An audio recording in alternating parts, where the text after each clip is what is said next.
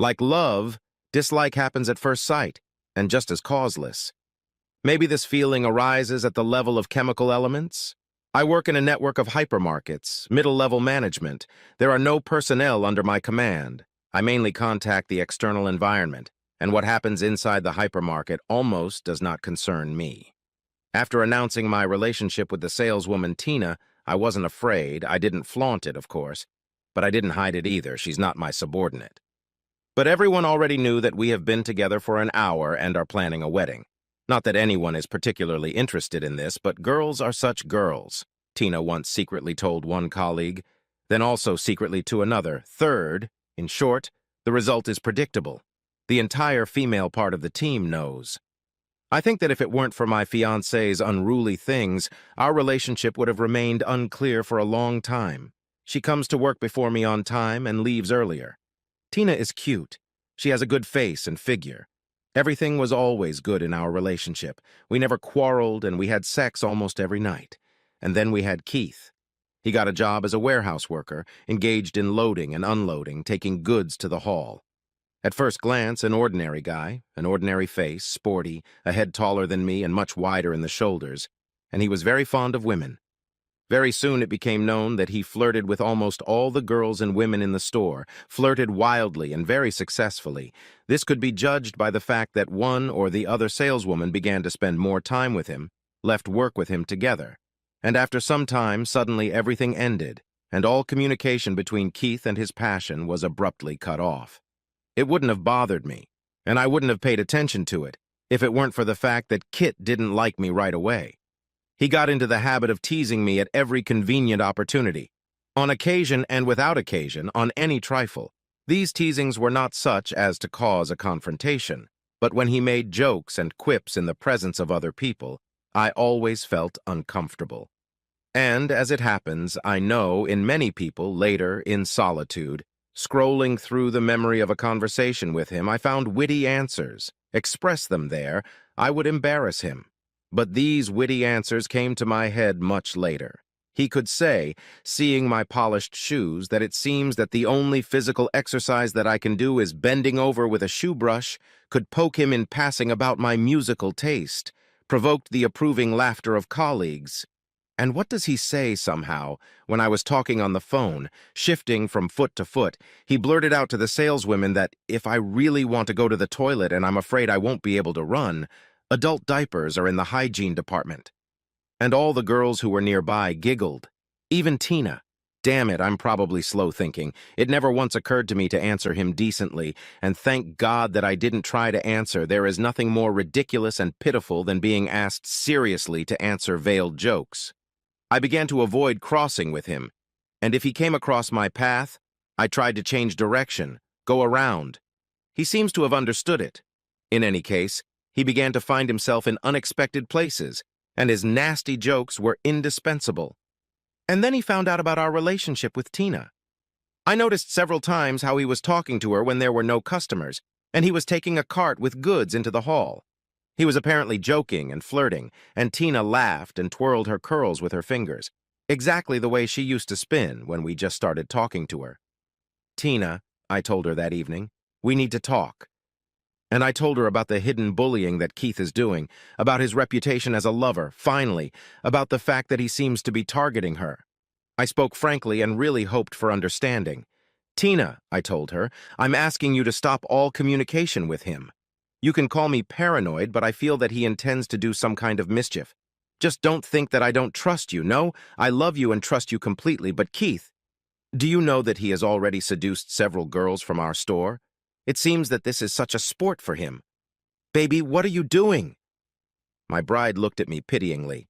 I love you, and I will not allow him any liberties. Don't even think about it. You have nothing to fear. She said that, and I should have calmed down. But I thought that the best thing would be to tell her that she would no longer communicate with him at all, and that she would finally tell him why. The next day I was walking down the main avenue of the store and saw Tina and Keith. They were standing pretty far away from her department. He was saying something to her and she was giggling. I know sign language, not thoroughly, but I've learned some of the poses and gestures in marketing books. Her posture was open, The toes of her shoes were invitingly turned up, her shoulders were visibly back, clearly showing off her already large breasts, and she held the wrist of the other hand with one hand, showing him the palm of her hand. There was a decent distance between them, but at that moment I realized that she was no longer mine. Her posture could be described in one short word. Yes. I didn't let it show. I walked on by. I saw them talking 3 more times that day, all 3 times in different parts of the sales floor, but each time far from her department. There was no overt action, no movement, no hugging, much less kissing, just talking. But each time her postures expressed explicit prior consent. How did I observe them? I just came into the security room with a premium bag of chips bought at our own store. I told the guard that I mixed up the flavor, bought a huge bag, and now I don't know what to do with it, and I thought I saw him eating the chips. The guard excitedly confirmed that he really liked chips. I gave him the open packet, and as if in between said that I was preparing a marketing campaign and would like to see the behavior of customers. He gratefully allowed me to enter the observation room several times, and I, repeatedly entering, pretending with a clever look that I was writing something down on my smartphone, watched Tina and Keith. It was all a foregone conclusion. No, I tried to talk to Tina again that evening, but the conversation ended almost immediately after she blatantly lied to me about not talking to Keith today. I didn't know what to say anymore. I could say that I'd seen them, that she'd lied, but what good would it do? The line hadn't been crossed yet, and if I told her everything I knew, it might make her more cunning. There was a small chance she'd still resist, so I kept my mouth shut. I just waited, faintly hoping for that chance. Not that I was spying on Tina, but yeah, I did a little spying. When she left for work an hour earlier than me in the morning, I'd run into the store, go to security, mention in passing the research on customer behavior in the early hours, and watch Tina or Keith on the monitors. And I also tried to surround her with special care and attention, and love, and talked a lot about the upcoming wedding, the future. Well, at least I tried. She didn't come home from work on Saturday, or at least when I got home an hour after she was supposed to, she was gone. Just a text message about going out with her friends late at night. Basically, I figured it out. There was no proof, of course, but somehow I knew right away. And then there was proof. Keith sent it to me in the form of a link to a video in his cloud. Keith turned his phone camera around and, smirking into the lens, showed me, and I was sure he was filming the whole action just for me, his middle finger. Then the camera showed her again, and I saw him flick her nose lightly, getting her attention, and she looked up, sort of indignant, but not seriously laughing, the way girls get indignant when they're teased and actually like it. "Hey, we'll watch this video later and remember the good times," I heard his voice. "Come on, give me a smoochy smoochy." And she smilingly raised 2 fingers in the shape of the letter V and then stretched out her lips in a kissing motion. Although she didn't seem to know that her lover was going to send the video to someone, it looked like she was showing it to me. It was over. I mean, between me and her, and they were still going at it. As embarrassing as it is to admit, I couldn't tear myself away from the spectacle and watched to the end. "So," I heard his panting voice, "am I better than him?" "Better," she answered with a laugh. "Tomorrow I'll fuck you at work. We'll have time before he comes." It's dangerous at work," she tried to object, but he slapped her lightly on the cheek and said, "I'll decide when and where. You're mine now." It felt weird. I felt terribly hurt and somehow ashamed. I opened the closet and started shoveling out her clothes. About an hour later, I brought 3 boxes and a bag of her things to her parents' house, unloaded them at the door, rang the doorbell, and quickly ran for cover, waited for the door to open, and leaving her surprised father to look at the things, hurried away. I returned home, took out the bottle of gin she had given me months ago and had not drunk, and was about to uncork it. But suddenly a funny plan occurred to me. Keith would be grinning in my face at work in the morning, hoping that I wouldn't dare to admit publicly that I'd become a cuckold, much less pick a fight with him. And he'll probably brag about his victory to a couple of his colleagues, maybe even show them the video. And behind my back there'll be whispers and giggles both from those to whom he'll present the evidence and from those who'll enjoy the rumors. So where does that leave me? Quit? And go far away? But I had a plan in my head. I turned off the phone, turned off the doorbell, closed the door, and went to bed with improvised earplugs in my ears. So I didn't hear the knock on the door when she came back, or her screams. I didn't even know how long she had been trying to get into the apartment, and then the neighbors told me that her hysterics at the door lasted more than an hour until she went somewhere. And I didn't care where she spent the night. And in the morning, I arrived at work, leaving my car a block away just in case, entered the hall with a paper bag and immediately met Keith, who was predictably waiting for me, surrounded by several of his fellow loaders and saleswomen. They were all looking at me curiously, some mockingly, some sympathetically, but curiosity was evident in their gazes, and I lived up to their expectations. "Keith," I thought I gave a rather natural portrayal of joy. "Thank you. You helped me out. This is for you. Drink it. You can even drink it with my ex." I smiled widely, taking the bottle out of the bag. "Hey, it's not from our store. I brought it from home. Everyone's a witness. Keith, honestly, I don't know.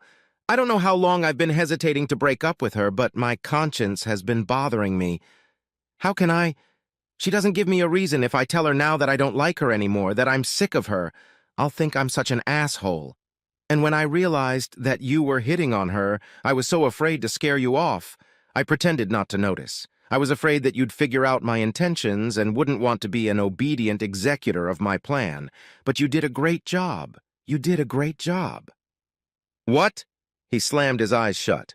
"What are you talking about? What plan?" "Well, I pretended to be surprised. You really didn't guess? Are you really so, clueless?" I pretended to choose a less offensive word. "That you didn't understand why I didn't try to stop your, affair." "Keith, darling, I've wanted to break up with her for a long time. You know that, don't you? She was out of my league, as they say. We were living together, but I felt like Michael Jordan playing against a backyard team. And I wanted to run away, but I didn't want to look like an asshole, not in her eyes, but in the eyes of the people around me, and even here, all of you." I glanced around at the crowd of onlookers. "Would think I was like that. And now I have the perfect excuse to break up, and I've already done it, and you helped me do it." I looked around at the audience, who were eager to hear what was going on. "Did you hear that? I'm breaking up with her because she cheated on me, and no one dares to call me an asshole and an autocrat. I'm not getting rid of her for no reason."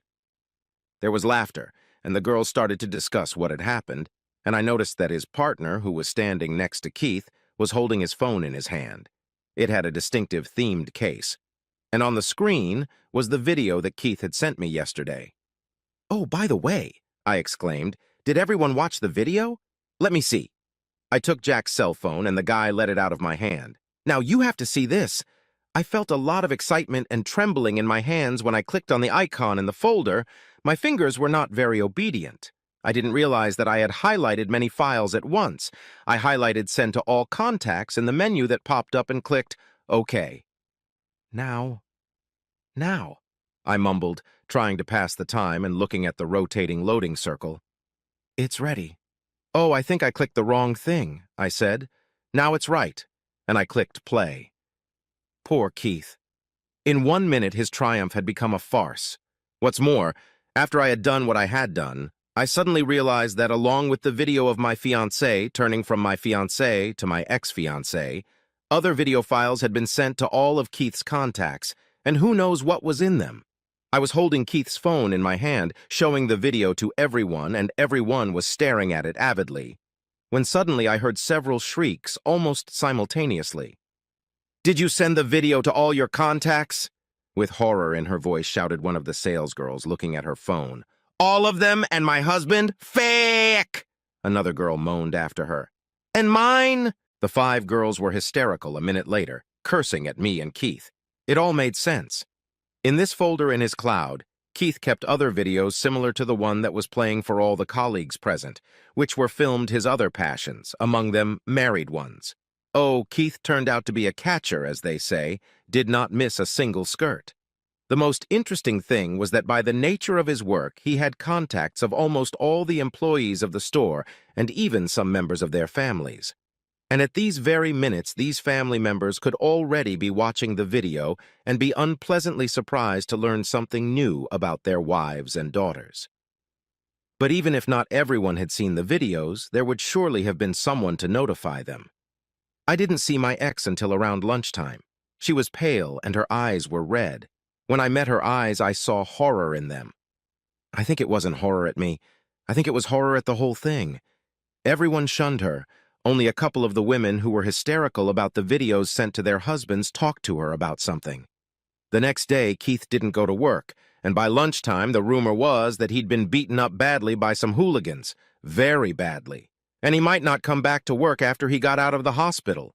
Broken limbs take a long time to heal, and several saleswomen went to work with a thick layer of makeup on their faces, and the makeup could not hide the deep sadness on their faces, enhanced by the bright shadows under their eyes.